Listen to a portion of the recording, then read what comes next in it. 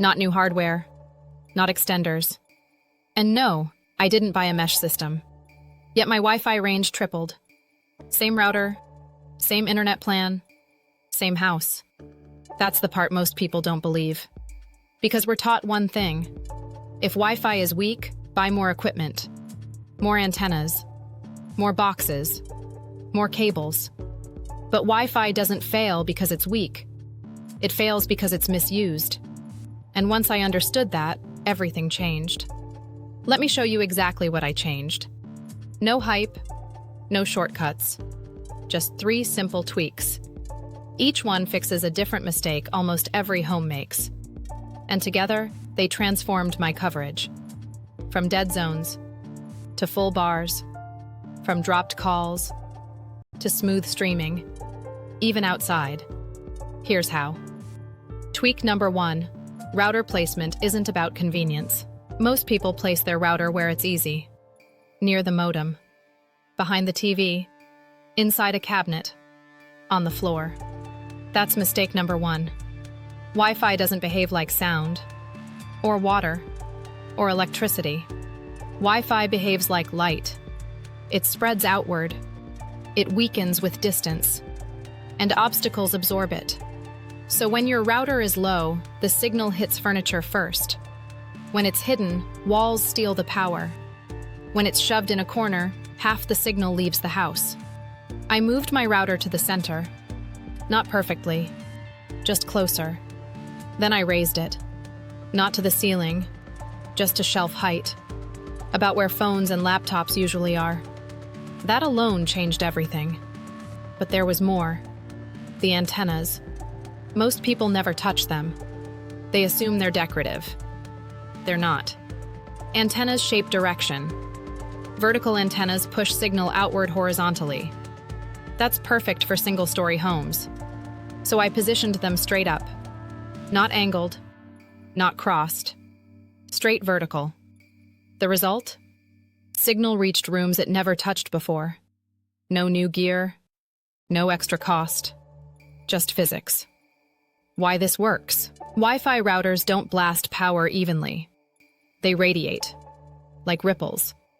When placed low, those ripples hit obstacles immediately. When elevated, they clear furniture. They clear people. They travel farther before weakening.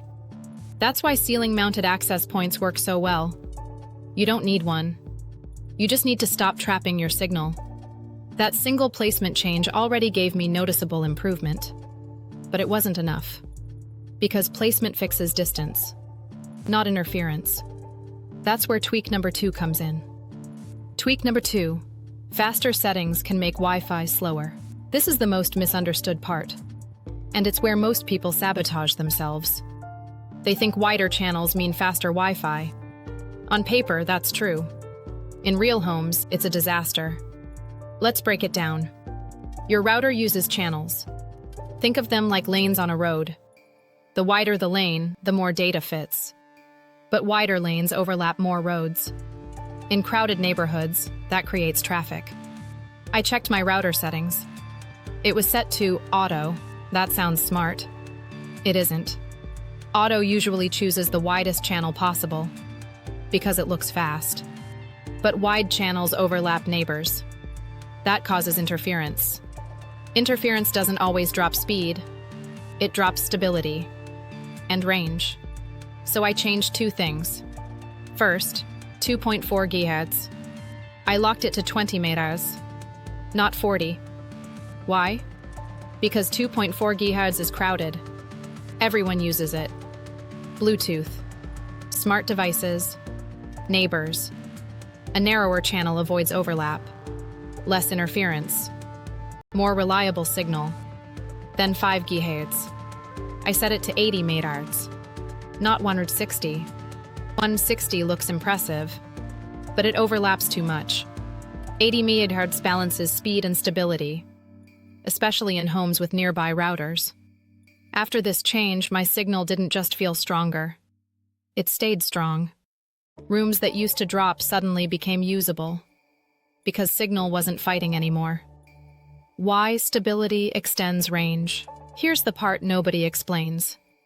Range isn't only power, it's clarity. A noisy signal dies faster. A clean signal travels farther. When Wi-Fi retrieves packets, it wastes energy. That reduces effective range. By reducing interference, the router stops yelling and starts communicating. That's why my coverage expanded. Same power, less noise. But there was still one limitation: direction. Wi-Fi was spreading everywhere, even where I didn't need it. That's where tweak number 3 changed everything.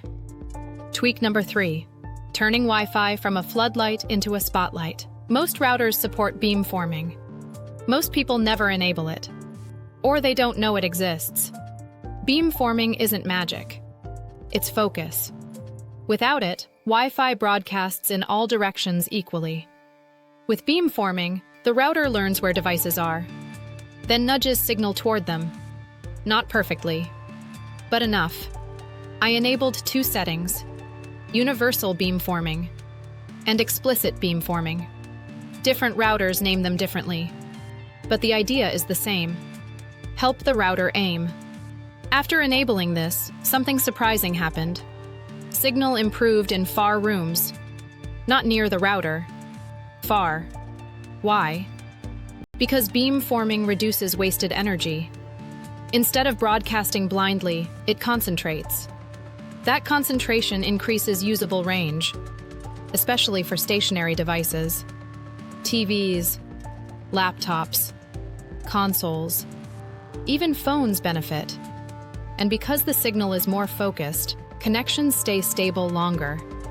Less drop, less retry, more reach.